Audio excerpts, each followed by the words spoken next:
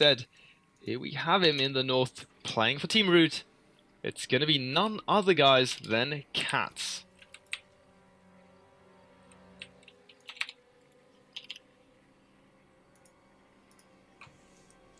And his opponent here in the bottom left in the blue, it is going to be ByRada. And, well, it's all on him. All the pressure is on him. Yeah, right now CatZ could afford losing a game, technically, but ByRada absolutely can't. And that means that, I don't know, we could see CatZ try something a bit sneaky if he wants to. Did he face Mutus, you said, last game? Yes, sir. And he didn't go for Niders. Nope. Now that is surprising to me. He sort of just held back and waited, deflected the attacks fairly well, had a total of 4 queens and of course lots of spores. Made it really hard actually for ByRada to find any angle. So Mutalisks, I would really say they paid for themselves, but initially, after the initial damage done, didn't really get too much with them. And then CatZ went right into Infestors, started harassing a little bit, not too much damage done really. I mean, I guess he got maybe a drone or 2 at best, but it did, however, buy time. And with that time, CatZ spent it into investing into quicker upgrades over his opponent, so he actually attacked in the final battle with +2 attack versus 1/1. And those upgrades for ByRada just feeling so far away. So CatZ just completely ran him over with Ro16 Infestor. Well, Ro16 Infestor is a very good composition against anything Mutalisk. Now, thing is here, CatZ went for 14 pool, but didn't decide to go for any gases. Usually you do see the gas first, then the pool. Saw the Ling Bane all in from, or rather in the previous group, which was made by going in pool first into gas. But this time it's just a very, very, very safe pool from CatZ. He wants to make sure he does not get all in. And this map is pretty hard to actually scout an all incoming when it comes to those really early pools. That's the thing as well, you know, like you would actually always keep eyes on the natural just because of how it's tucked in here at the back. So good thing to mention, you know, it's hard to know if your opponent is going for a super quick hatchery, or if he's going to be using it if he's going to be droning up or doing any like super crazy attacks. Now ByRada sees on the minimap at least there's 2 moving dots towards his main. He didn't check with the Overlord though, so might have missed it. These links will be coming in and seeing exactly what ByRada is trying to accomplish. But we'll catch those links right away. Should be trying to get in though. And he does. What can he find? Sees the gas and clicks that. Check how much has been mined. Sees that speed has started and he's going to try to pick up a drone. Might get one. No, barely misses it. Nice reaction there from ByRada. Yeah, and well, CatZ did get in, but didn't get too much done. Interesting decision, though, going for that 14 pull. He has done really a lot here. Got him a bit of an early queen. Got those early links so he could make sure they got the scouts. But, well, he now knows ByRada has mined quite a bit. And now ByRada comes in here. He's going to see that 3 gas, speed is on the way. Okay, this looks like pretty standard play, and should expect a Bane Nest. Already done, or almost finished here for ByRada. Speed to go with this as well. He's adding a couple of more drones. I don't really think that we'll see him go for a super aggressive kind of play. This feels more defensive just because of how these guys opened in the first game. They're on Echo. But ByRada right away goes up into that lair again. Even skipping out on the defensive banelings this time. So playing it a little riskier. If we see CatZ starting to flood Zerglings, for instance, I mean, we would just see ByRada flip over and die, but CatZ himself going for a very quick lair. Yeah, ByRada did scout a bit though with that Ling that did survive, so he kind of saw the drone counts and concluded that, okay, this is probably not going to be Ling all in. But I like the CatZ is hiding his Roach one here with the Evo Chamber.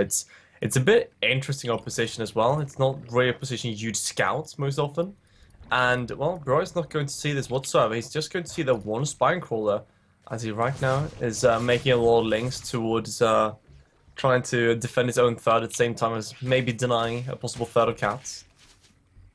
Yeah, I mean, it would be a good move.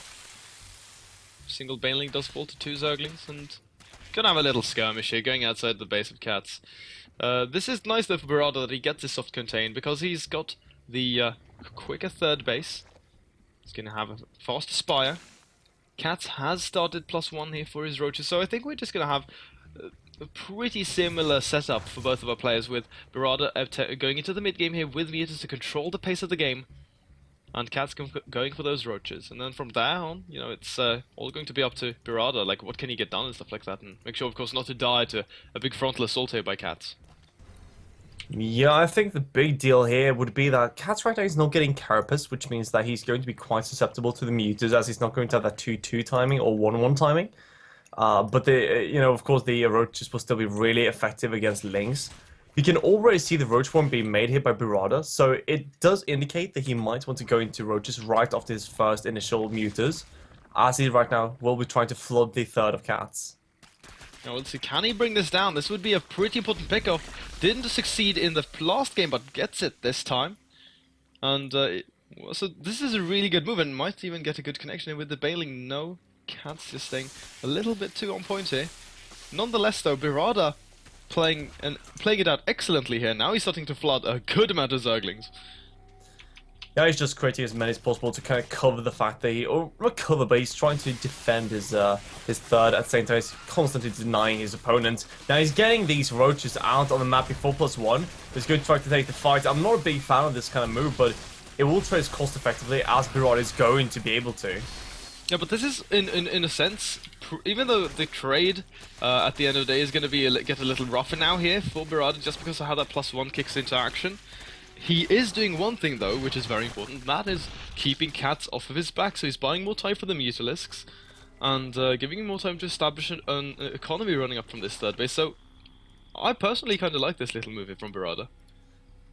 Now CatZ right away goes into the infestation pits, and that might become an issue, because he doesn't know for sure if this is just Muta, or if it's going to be Muta into Roach, and we see ByRada clearly going into Roach after this, just making those first initial mutas, only 7 even, so no big commitment here really, just to control the map really, forcing a lot of spore cores from CatZ right now.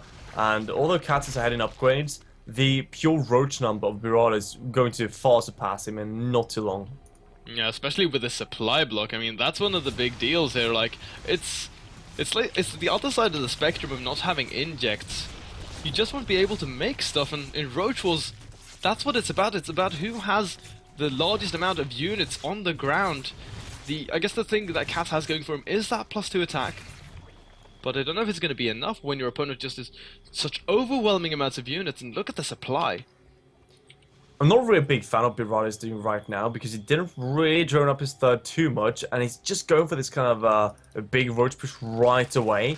And it's even getting a few Banes. I kind of like when you wait a bit more and really get that kind of Roach competition going, forcing more of a hardcore response from a CatZ. But, well, ByRada wants to really catch CatZ without letting him get any time to transition back into what he needs to do to defend this. And while CatZ is getting all these infestors, he's going to have 13 Roaches against the 30 of ByRada. Okay, so the fungals will have to be perfect. Not even that, I think that's not... It's going to be like a 99 versus 1% chance that he holds this. It's all about the spines and everything like that as well. Yeah, but like, what spines? There's only one here.